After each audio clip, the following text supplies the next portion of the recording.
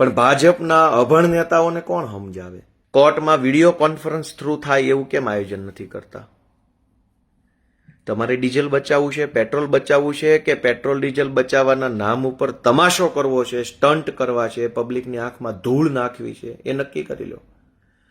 અને petrol diesel જ બચાવવું હોય તો હજારો લોકો ગુજરાતમાં અદાલતની તારીખો ભરે છે.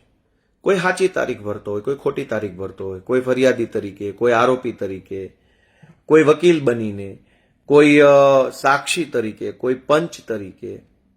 આ બધા જ લોકોએ દર મુદતે કોર્ટે જવું પડે છે, અદાલતે. હું પોતે તારીખ ભરું છું. હવે તમે કોર્ટમાં જાઓ, હવે તમે તમારા ગામડેથી ટુ વ્હીલ લઈને, ફોર વ્હીલ લઈને, બસમાં બેસીને, ટ્રેનમાં જઈને તમે બીજા જિલ્લાની કે પોતાના જિલ્લાની અદાલતમાં તારીખ ભરવા જાઓ તો 1 મિનિટમાં જજ નવી તારીખ આપી દે. હવે 1 મિનિટમાં તારીખ આપે, પણ એ તારીખ ભરવા માટે હજારો કરોડો રૂપિયાનું ડીઝલ બળે છે. તો ભાજપના અભણ અંગૂઠા છાપ અને જનતાનું લોહી ચૂસવાવાળા નેતાઓને એ નથી દેખાતું કે મંત્રીના કાફલામાંથી 4 ફોર વ્હીલરો ઘટાડી દેવાથી કઈ અબજો રૂપિયાનું ડીઝલ નહીં બચે.